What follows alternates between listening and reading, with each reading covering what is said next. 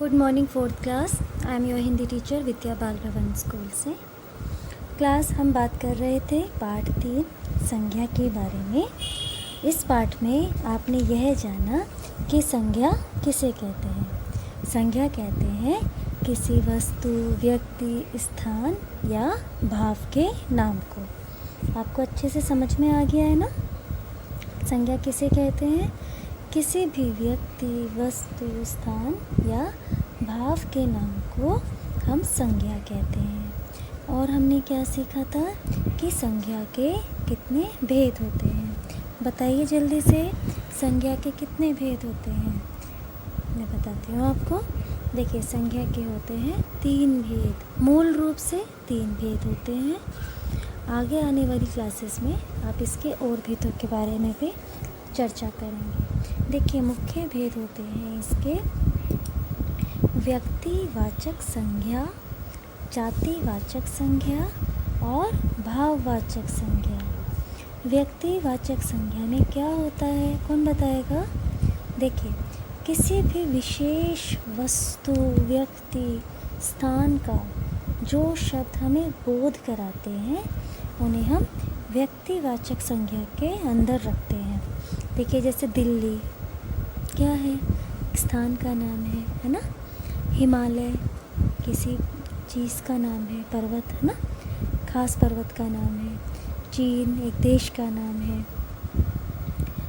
रामायण, गीता ये महान पुस्तकों के नाम है ना, जिनको हम इन्हीं के नाम से जानते हैं कि ये अपने आप में एक ही हैं, विशेष हैं, है ना। तो क्या हुआ? व्यक्तिवाचक किसी विशेष व्यक्ति, वस्तु या स्थान के बारे में बताने वाले संज्ञा शब्द व्यक्तिवाचक संज्ञा के अंतर्गत आते हैं। उसके बाद आती है बच्चों जातिवाचक संज्ञा।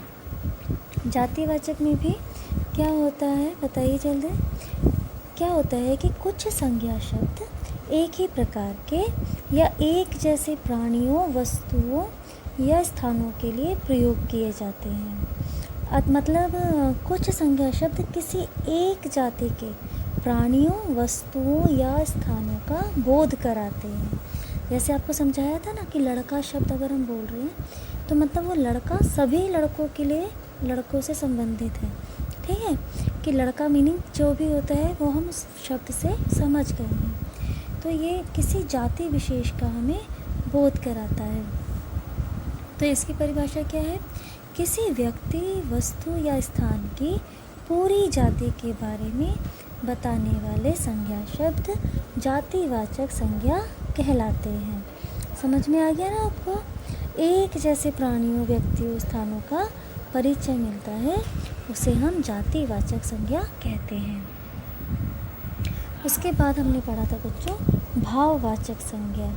क्या होता है? कुछ चीज़ें ऐसी होती हैं जिन्हें हम सिर्फ महसूस कर सकते हैं, लेकिन होता तो उनका भी नाम है ना।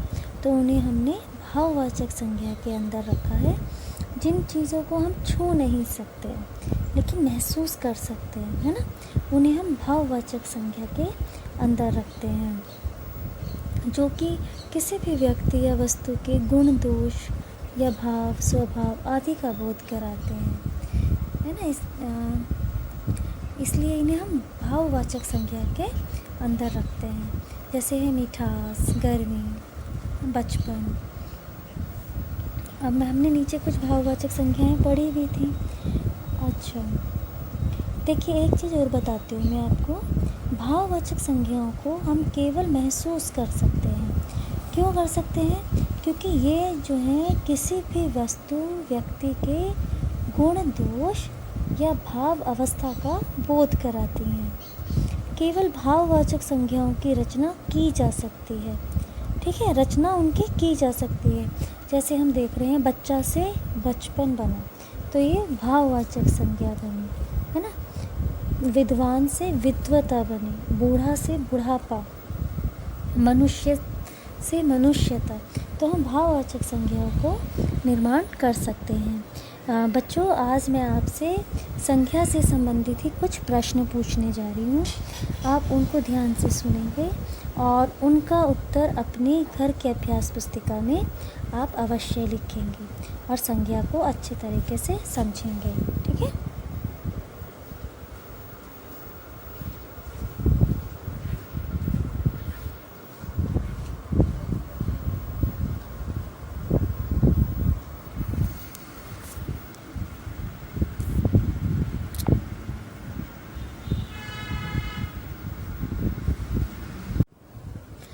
तो 4th क्लास, जैसा कि मैंने आपसे अभी बोला था कि मैं आज आपसे संज्ञा से संबंधित कुछ प्रश्न पूछने जा रही हूँ।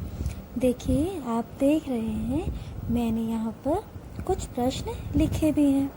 चलिए इनके बारे में बात करते हैं। ये बताइए कि ऐसे कौन से नाम हैं, सोचिए, वे कौन से नाम हैं जिन्हें आप छू सकते हैं। देखिए, मैंने तो यहाँ लिखा भी है, लड़के को हम छू सकते हैं, पेड़ को भी छू सकते हैं और मेज को भी छू सकते हैं। आप भी सोचिए, आप और किन किन चीज़ों को छू सकते हैं। जल्दी से सोचिए। Very good. आप सोच रहे हैं ना कि हम तो मम्मी को भी छू सकते हैं, पापा को भी, टीवी को भी, फ्रिज को भी। तो आप ये बताइए कि ये सब चीज़ें कौन सी संज्ञा में आती हैं। व्यक्तिवाचक, जातिवाचक या सोच के बताइए आप। ये जिन्हें हम छू सकते हैं उनके नाम आप अपने एक जगह नोट कीजिए। फिर आप उनमें से व्यक्तिवाचक और जातिवाचक को अलग कीजिए। करेंगे ना। देखिए, अब दूसरा मैंने लिखा है, आप ऐसी चीज़ों के नाम बताइए जिन्हें हम नहीं छू सकते लेकिन हम उन्हें महसूस कर सकते हैं। देखिए मैंने क्या क्या लिखा है। मैंने लिखा है सुंदरता, देख सकते हैं ना, हम छू सकते हैं आप, मैं तो नहीं छू सकती।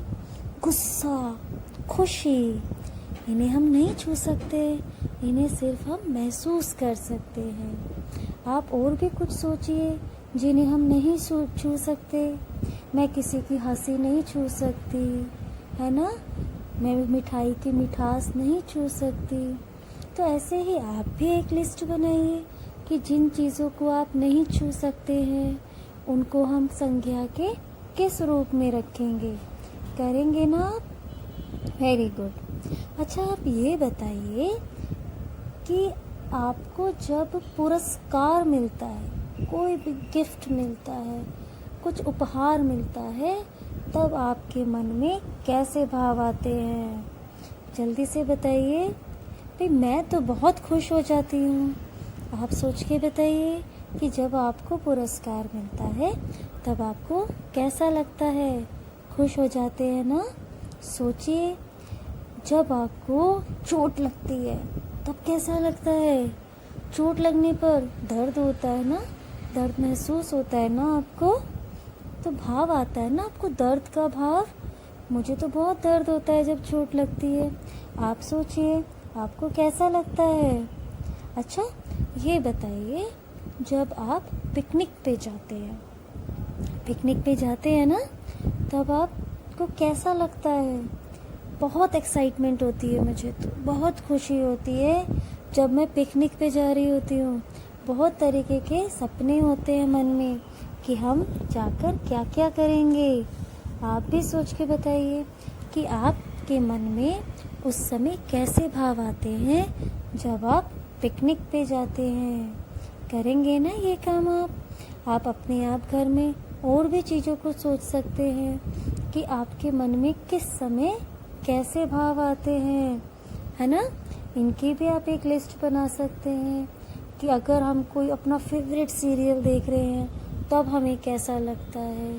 जब हम दूसरे बच्चों को खेलते हुए देख रहे हैं, मम्मी से डांट पड़ रही है, तब हमें कैसा भाव पर आता है। ऐसी लिस्ट बना सकते हैं ना हम। बनाइए, आप ऐसी लिस्ट बनाइए। अच्छा, फिर मैंने एक आपको क्वेश्चन दिया है कि संज्ञा और उसके भेद हमने हिंदी में तो करे हैं, पर क्या आप बता सकते हैं इनको अंग्रेजी में भी क्या क्या क्या कहते हैं। सोच कर लिखिए कि हिंदी में जो संज्ञा को हम बोलते हैं उसे अंग्रेजी यानी कि इंग्लिश भाषा में क्या कहते हैं, उसके भेदों को इंग्लिश में क्या कहते हैं, व्यक्तिवाचक, जातिवाचक, भाववाचक, इनका अंग्रेजी में कोई नाम है या नहीं है, इन्हें हम क्या कहते हैं। आप सोचेंगे ना। अच्छा, एक प्रश्न और मेरे मन में आया है जो आपसे मैं करना चाहती हूँ। मुझे बताइए, भगत सिंह को हम संज्ञा के किस रूप में रखेंगे? सोच रहे हैं आप? तो ये बताइए, अगर भगत सिंह को आपने जिस भी रूप में रखा तो बगीचा ये किस रूप में आएगा? अगर आपने बगीचे का रूप पहचान लिया तो आप मुझे बताइए, बचपन किस रूप में आएगा संज्ञा के? आपको ये सब सोचने हैं प्रश्न। किन चीज़ों को आप छू सकते हैं, किन्हें आप नहीं छू सकते। पुरस्कार मिलने पर कौन सा भाव आपके सामने आएगा? जब आपको चोट लगती है तब आपको कैसा लगता है? और जब हम पिकनिक पे जाते हैं तब हम कैसे भाव अपने मन में लाते हैं? संज्ञा और उसके भेदों को अंग्रेजी में क्या कहते हैं? भगत सिंह, बगीचा, बचपन, इन्हें हम संज्ञा के किस रूप में रखेंगे? मुझे पूरा विश्वास है बच्चों, जब आप इन सब प्रश्नों के उत्तर स्वयं खोजेंगे तब आपको संज्ञा और उसके भेद बहुत अच्छी तरह से समझ में आ जाएंगे। संज्ञा की परिभाषा याद है ना आपको? किसी भी व्यक्ति, वस्तु, स्थान या भाव के नाम को संज्ञा कहते हैं। तो आपको ये वीडियो कैसी लगी, और जो भी आपके प्रश्न होंगे वो आप कमेंट सेक्शन में लिख सकते हैं, मैं उनके आपको ज़रूर जवाब दूंगी। Have a nice day class.